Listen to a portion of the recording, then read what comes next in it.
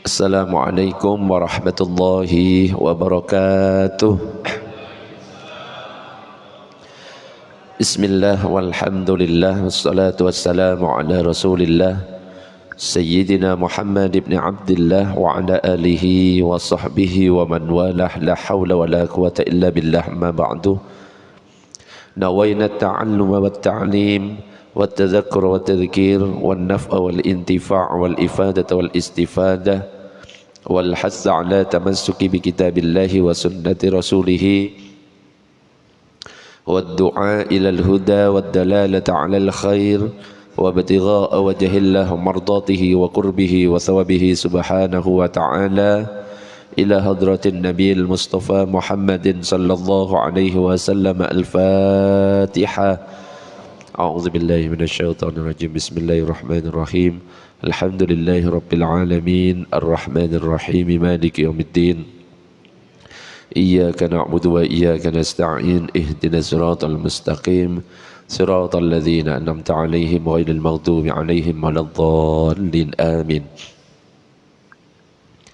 Para jemaah, Bapak Ibu yang dirahmati oleh Allah, alhamdulillah pada kesempatan pagi ini kita masih diberikan kesehatan oleh Allah, masih diberikan kesempatan untuk bisa melaksanakan sholat subuh berjamaah. Mudah-mudahan semuanya senantiasa istiqomah, amin ya rabbal alamin. Di kajian-kajian sebelumnya kita sudah membahas tentang bagaimana cara sholat, mulai dari niat, takbiratul ihram, cara sendekap, sampai terakhir kemarin pembahasan kita itu tentang salam. Nah, sekarang pembahasannya adalah kelanjutan dari itu semuanya. Untuk pembahasan pagi ini tentang amalan-amalan yang biasa dilakukan sebelum sholat dan amalan-amalan yang biasa dilakukan setelah sholat. Jadi akan dibahas tentang pujian itu gimana, tentang ketika setelah selesai sholat imam itu menghadap kemana, bagaimana kalau misalkan ada yang zikir bareng, ada yang zikir sendiri-sendiri dan lain sebagainya. Nah, itu pembahasan kita pada kesempatan pagi ini. Tapi untuk tanya jawabnya tetap bebas. Mau cara sholat kembali ke depan, ke belakang, bebas. Allahumma salli ala Sayyidina Muhammad. Pembahasan pertama adalah tentang doa di antara azan dan iqamah. Jadi dalam sebuah hadis itu disebutkan ad-du'a'u bainal azani wal iqamati mustajabun. Doa yang dibaca antara azan dan iqamah itu mustajab. Mustajab di sini artinya adalah dikabulkan oleh Allah. Fad'u, kata Nabi, maka berdoalah kamu sekalian di antara azan dan iqamah. Jadi salah satu waktu mustajab yang bisa kita gunakan untuk berdoa kepada Allah antara azan dan iqamah.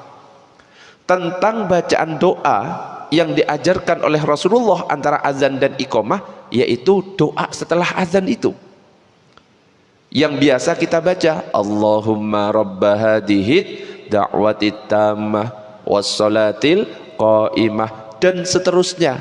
Adapun kalau misalkan kita menambah doa-doa yang lain, maka itu diperbolehkan, bebas. Dengan bahasa Indonesia boleh, dengan bahasa Arab juga boleh.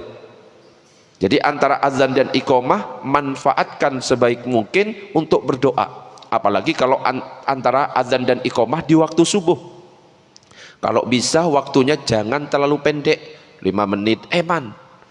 Kenapa? Di situ ada kesunahan qobliyah subuh, di mana qobliyah subuh itu rakaatul fajri khairum minat dunya wa ma fiha. 2 rakaat salat qobliyah subuh itu lebih baik daripada dunia seisinya.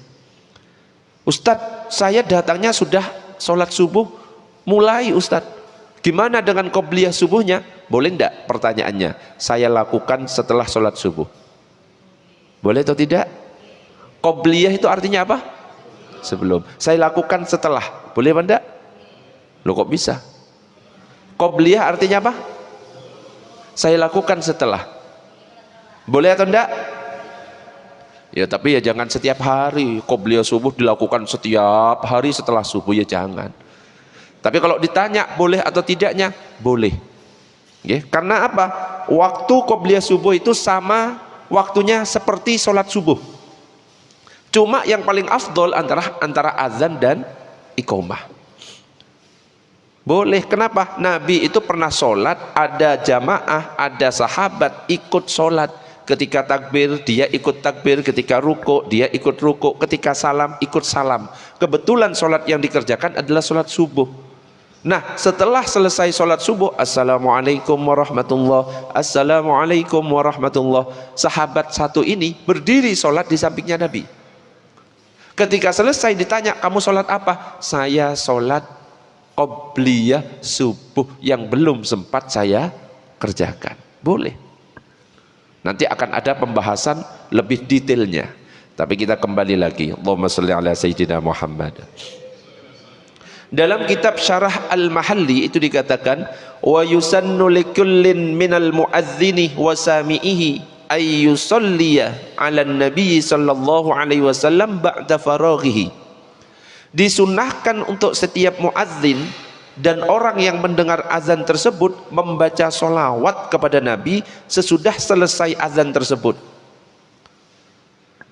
Li hadithi Muslim, karena ada hadis yang diriwayatkan oleh Imam Muslim, idza sami'tumul muadzin faqulu mithla ma yaqul. Kalau kita mendengar ucapan muadzin, Allahu akbar, Allahu akbar, kita ucapkan sama dengan apa yang diucapkan oleh muadzin, kecuali pada lafaz hayya 'alas shalah. Jawabannya la haula wala quwata illa billah. Hayya 'alal falah. Jawabannya la haula wala quwata illa. As-salatu khairum minan naum. Jawabannya sudah mulai bingung. Karena apa? Bangunnya pas saya azan lagi di kamar mandi Ustaz, jadi nggak terbiasa. Apa jawabannya? As-salatu khairum minan naum. Sodakta wa barorta. Jawabannya sama. Kemudian ketika selesai maka dikatakan di sini bersolawat. Salah satu contohnya yang biasa kita baca doa setelah adzan. Allahumma rabba hadhihi da'watit tammah. Jangan lupa ketika doa langsung digunakan adab-adab berdoa. Tetap ada pujian kepada Allah, ada solawat kepada baginda. Jangan Allahumma rabba hadhihi, jangan langsung seperti itu. Alhamdulillahi rabbil alamin, Allahumma shalli ala sayyidina Muhammad, Allahumma rabba hadhihi da'wati tammah. Karena itu yang nanti akan membawa doa kita di hadapan Allah Subhanahu wa taala. Nyampe di masjid, kalau ada waktu qobliyah jangan ditinggalkan, karena nanti qobliyah itu yang nanti akan menyempurnakan sholat wajib kita. Makanya pernah saya sampaikan, kalau misalkan sholat ba'diyah isya dibandingkan dengan sholat tarawih 20 rakaat, lebih afdol mana? Ba'da isya. Ba'da isya bisa menyempurnakan sholat isya, tapi sholat tarawih gak bisa meskipun 20 rakaat. Makanya jangan ditinggalkan ba'da isya itu. Kalau memang masih ada waktu setelah selesai qobliyah, doa sendiri. Kalau seandainya mau pujian, boleh pujian. Kalau bisa pujiannya yang isinya doa, bagus. Istighfar misalkan, astaghfirullah rabbal baraya, bersama-sama, astaghfirullah minal khataya rabbi zidani ilman nafi'a wa wafiqani amalan salihah ya Allah. Lanjut.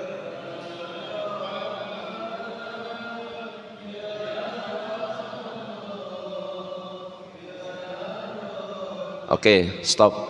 Ya Allah, ya Muhammad. Terus lanjutannya? Ya Allah, ya Muhammad. Lanjutannya? Ya. Kok bingung ini, tambah mengecil suaranya ini. Ulangi. Salah gak apa-apa ya, namanya ngaji. Ya Allah, ya Muhammad. Lanjut.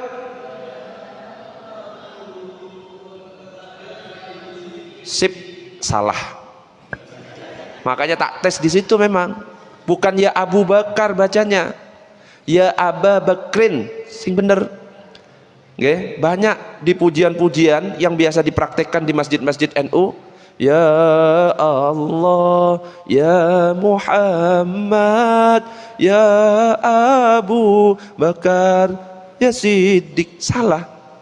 Bukan ya Abu Bakar, tapi cara bacanya dalam bahasa Arab ya Aba Bakrin Siddiq. Ya, karena apa? Ada ya ketemu dengan mudhaf ilaih, maka setelah ya itu pasti fathah dan yang paling akhir pasti kasroh. Contohnya Rasulullahi, kalau dikasih iya di depannya maka yang tengah itu jadi fathah, ya Rasulallahi. Makanya kalau kita sholawat ya Rasulullah, bukan ya Rasulullah. Mulut susah, salah. Kalau ada yang ceramah ya Rasulullah, salah, itu berarti bahasanya. Yang benar ya Rasulullah. Cara mengucapkan itu kelihatan, wah ini nggak bisa bahasa Arab ini. Jadi kalau ada yang ceramah kok tiba-tiba ada Rasulullah, ada sahabat datang kepada Rasulullah kemudian berkata ya Rasulullah, wes kelihatan dari situ. Jadi kalau saya ngelihat ilmunya seseorang, cara menyampaikan, cara bahasa yang disampaikan itu sudah kelihatan. Eman masjidnya besar, tiap hari aktif pengajian, pujiannya salah, oh bahaya nanti. Wes pujiannya salah, ini bid'ah, wah diserang sama kelompok-kelompok yang tidak bertanggung jawab. Coba bersama-sama, ya Allah, Muhammad, ya Aba Bakrin Siddiq. Nah stop, lanjut sendiri. Yang benar seperti itu. Kalau zikir atau pujian, okay. Allahumma shalli ala sayyidina Muhammad. Jadi dianjurkan berdoa, doa apa saja. Kalau bisa, misalkan waktunya 10 menit, jangan dari awal waktu 10 menit pujian terus, jangan. Kasih jeda kosong dulu, biar apa? Biar jamaah yang datang fokus sholat qobliyah. Faham sampai di situ? Kurang 5 menit atau kurang 3 menit baru pujian. Ini nunjukkan oh mau waktu azan. Jadi nanti akan dijadikan tanda itu sama jamaah. Sudah mulai pujian. Berarti ini kurang lebih 3 menit sampai 2 menit akan azan. Nah. Jadi salah satu anjuran yang bisa kita lakukan sebelum kita sholat, berdoa di antara azan dan iqamah. Allahumma shalli ala sayyidina Muhammad.